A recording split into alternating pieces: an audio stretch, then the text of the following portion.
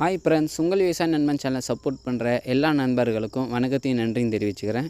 Video தனியாக audio தனியாக போட்டால் வீடியோ ரொம்ப லென்த்தாக போகுன்றனால ஆடியோ ஒன்றா சேர்த்து போட்டிருக்கேன். கொஞ்சம் இம்பார்ட்டண்டான இன்ஃபர்மேஷன், கொஞ்சம் கடைசி வரையும் ஸ்கிப் பண்ணாமல் பாருங்கள்.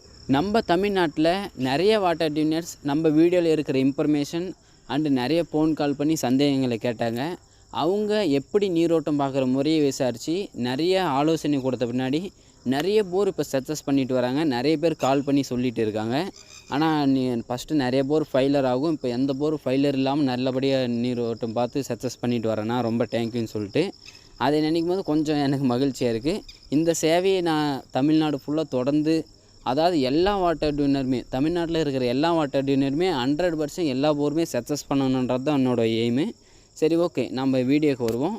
கொஞ்சம் ஸ்கிப் பண்ணாமல் கவனமாக லாஸ்ட் வரையும் பாருங்கள். அதாவது ஒரு வாட்டர் டியூனர் ஒரு விவசாய நிலத்துக்கு நீரோட்டம் பார்க்க போகிறாருன்னா அங்கே அவர் 1 மணி நேரமோ இல்லை 2 மணி நேரமோ இல்லை 4 மணி நேரமோ இல்லை மேக்ஸிமம் ஒரு நாளோ நீரோட்டம் பார்த்து ஒரு பாயிண்ட் வைக்கும்போது அந்த பாயிண்டில் கன்ஃபார்மாக தண்ணி இருக்கா, அந்த தண்ணி லாங்கிலேருந்து தான் வருதா, அது எவ்வளோ ப்ரெஷரில் இருக்குது, ஒரு திசையிலேருந்து ஒரு திசை ஓடுதா, ஆல்ரெடி அந்த நீரோட்டம் வேறு பாயிண்டில் கனெக்ட் இருக்கா, அந்த பாயிண்டில் இவ்வளோ தான் தண்ணி இருக்குதுன்னு சொல்லிவிட்டு ஒரே நாளில் போயிட்டு நீரோட்டம் பார்க்கும்போது கன்ஃபார்ம் பண்ண முடியாது. இப்போ நீங்கள் கேட்பீங்க, ஒரு நிலத்தில் நான் ஒரு 10 நிமிஷம் தான் நீரோட்டம் பார்ப்பேன், ஆனால் ஓட்ட முடியாத அளவுக்கு தண்ணீர் எடுத்திருப்பேன்னு சொல்லிட்டு சொல்லுவீங்க. 10 நிமிஷம் இல்லை, 5 நிமிஷம் நீரோட்டம் பார்த்து கூட ஓட்ட முடியாத அளவுக்கு தண்ணீர் எடுக்கலாம். ஆனால் நீங்கள் போடுற எல்லா போருமே, அதாவது ஒரு 10 போர் போடுறீங்கன்னா 10க்கு 10 போருமே நீங்கள் சொல்கிறபடி சக்ஸஸ் பண்ண முடியுமானா கண்டிப்பாக முடியாது. ஒரு சில வாட்டர் டியூனருக்கு இருக்கிற பெரிய ப்ராப்ளமே அவங்க ஒரு பாயிண்ட் வச்சு சக்ஸஸ் பண்ணதை மட்டும்தான் பேசுவாங்களே தவிர அவங்க ஒரு பாயிண்ட் வச்சு ஃபெயிலியர் ஆனதை பற்றி பேச மாட்டாங்க. நல்லா புரிஞ்சுக்கோங்க, வெற்றி கண்ணை மறைக்கும், தோல்வி மட்டும்தான் கற்றுக் கொடுக்கும். ஐயோ, நம்ம ஒரு போர்வெல்லை ஃபெயிலியர் பண்ணிட்டோம், எவ்வளோ பெரிய மிஸ்டேக் பண்ணிட்டோம், விவசாயிகளுக்கு பண நஷ்டத்தை பண்ணிட்டோம் அப்படின்னு நீங்கள் ரியலைஸ் பண்ணாவே என்ன மிஸ்டேக் பண்ணியிருக்கோன்னு சொல்லிவிட்டு நீங்கள் ரீசர்ச் பண்ண ஆரம்பிச்சிடுவீங்க. ரீசர்ச் பண்ண ஆரம்பித்தாவே நீங்கள் பண்ணியிருக்கிற மிஸ்டேக் உங்களுக்கே புரிய ஆரம்பிச்சிடும். ஒரு போர்வெல் ஃபெயிலியர் ஆகுதுன்னா அது கேர்லெஸ்ஸாக விட்டுறாதீங்க. 10 போர் போடக்குள்ளே 2 போர் ஃபெயிலியர் ஆகும், 1 போர் ஃபெயிலியர் ஆகும்னு சொல்லிட்டு கேர்லெஸ்ஸாக விட்டுறாதீங்க. அதாவது ஏதோ ஒரு மிஸ்டேக்கால் மட்டும்தான் ஒரு போர்வெல் ஃபெயிலியர் ஆகும். அந்த மிஸ்டேக் வாட்டர் டிவினராக இருக்கலாம், விவசாயியாக இருக்கலாம், இல்லை போர்வெல் ட்ரில்லிங்கில் இருக்கலாம். இந்த 3 தரப்பில் மிஸ்டேக் நடக்காமல் ஒரு போர்வெல் ஃபெயிலியர் ஆகாது. இதில் அதிகபட்ச மிஸ்டேக் நடக்க வாய்ப்பு வாட்டர் டிவினருக்கு தான் இருக்குது. சரி, ஓகே, இந்த மிஸ்டேக்கெல்லாம் தடுக்க, அதாவது போர்வெல் ஃபெயிலியர் வராமல் இருக்க நம்ம 1 மணி நேரத்துலையோ இல்லை 2 மணி நேரத்துலையோ இல்லை 4 மணி நேரத்துலையோ இல்லை ஒரு நாளோ நீரோட்டம் பார்த்து ஒரு பாயிண்ட் செலக்ட் பண்ணுறோம். அந்த செலக்ட் பண்ணிவிட்டு ஒரே நாளில், அதாவது அதே நாளில் அந்த விவசாயிங்களுக்கு இந்த இடத்துல நீங்கள் போர் போடுங்க, 100% ஒரு 2 இன்ச் தண்ணியோ இல்லை 2.5 இன்ச் தண்ணியோ வரும் அப்படின்னு சொல்லிட்டு சொல்லாதீங்க. குறைஞ்சது அந்த பாயிண்ட்டே 6 நாளாச்சு செக் பண்ணுங்கள். அந்த 6 நாளில் என்னென்ன செக் பண்ணணும்னா, அந்த நீரோட்ட பாதையானது எவ்வளோ தூரத்துலேருந்து வருது, ஒரு மினிமம் ஒரு 10 கிலோமீட்டர்லேருந்து அந்த தூரத்தில் அந்த நீரோட்டம் வருதா, அந்த வர்ற வழியில் வேறு ஏதாச்சும் போரில் கனெக்ட் இருக்கா, அந்த நீரோட்டம் ஒரு திசையிலிருந்து இன்னொரு திசைக்கு ஓடுதா, இல்லை இடையில் ஏதாச்சும் பிளாக் ஆகுதா, அப்படி அந்த நீரோட்டம் ஓடுறதா இருந்தால் அதோட ப்ரெஷர் எவ்வளோ, அந்த ப்ரெஷர் எவ்வளோன்னு செக் பண்ணிவிட்டு நீரோட்டம் 6 நாளும் ஒரே சீராக வருதா, ஏதாச்சும் அப் அண்ட் டவுன் ஆகுதான்னு செக் பண்ணணும். அப்புறம் நீரோட்டத்தின் அகலத்தை செக் பண்ணணும்.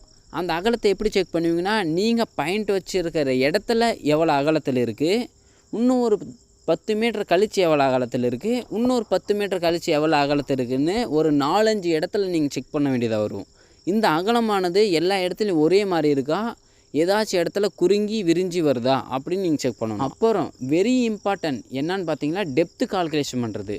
நீங்கள் இவ்வளோ செக்கிங் பண்ணிவிட்டு தண்ணி இருக்கா இல்லையான்னு எல்லா செக்கிங்கும் பண்ணிவிட்டு அடுத்த டெப்த்து கால்குலேஷன் பண்ணுறதை மிஸ்டேக் பண்ணிங்களாலும் போர்வெல் ஃபெயிலியர் ஆகும்.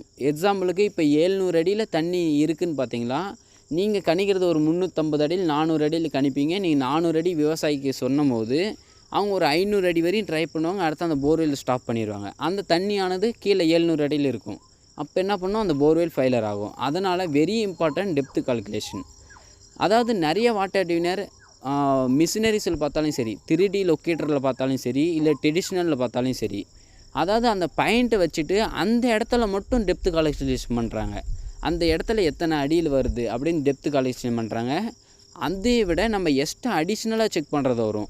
ஒரு 10 மீட்டர் கழித்து அந்த பக்கம் போயிட்டு அந்த நீரோட்டத்து டெப்த்து செக் பண்ணணும். அடுத்து இன்னொரு 10 மீட்டர் கழித்து ஒரு நீரோட்டத்தோட டெப்த்து செக் பண்ணணும். அந்த மாதிரி ஒரு 5, 6 இடத்துல நீங்கள் டெப்த்து செக் பண்ணும்போது உங்களுக்கு அதுக்கான டெப்த்தை நீங்கள் அக்யூரேட்டாக கால்குலேஷன் பண்ண முடியும்.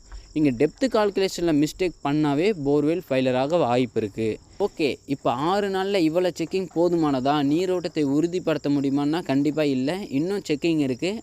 எல்லாத்தையுமே நம்ம ஒரே வீடியோவில் சொல்ல முடியாது. நெக்ஸ்ட் வீடியோவில் கண்டிப்பாக உங்களுக்கு இன்ஃபர்மேஷன் சொல்கிறேன். டைம் கிடைச்சா உங்களுக்கு ப்ராக்டிக்கலாக நான் இந்த செக்கிங்கெல்லாம் எப்படி பண்ணுறதுன்னு முடிஞ்ச அளவுக்கு ட்ரை பண்ணி வீடியோ போடுறேன். வாட்டர் டிவினர்ஸ்க்கு இந்த இன்ஃபர்மேஷன் யூஸ்ஃபுல்லாக இருந்தால் கீழே கண்டிப்பாக கமெண்ட் பண்ணுங்கள். அண்டு இந்த வீடியோ பார்க்குற எல்லா விவசாய நண்பர்களும் நீரோட்டம் பார்க்கும் நண்பர்களும் கண்டிப்பாக உங்கள் கருத்தை கீழே கமெண்ட் பண்ணுங்கள். எனக்கு ஒரு சின்ன மோட்டிவேஷனாக இருக்கும். இந்த வீடியோவை பார்க்குற எல்லா நண்பர்களும் கீழே சப்ஸ்கிரைப் பண்ணாமல் இருந்தீங்களா சப்ஸ்கிரைப் பண்ணி வச்சுக்கோங்க.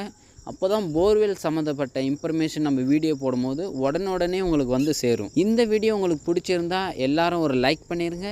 பை ஃப்ரெண்ட்ஸ், நம்ம நெக்ஸ்ட் வீடியோவில் பார்க்கலாம்.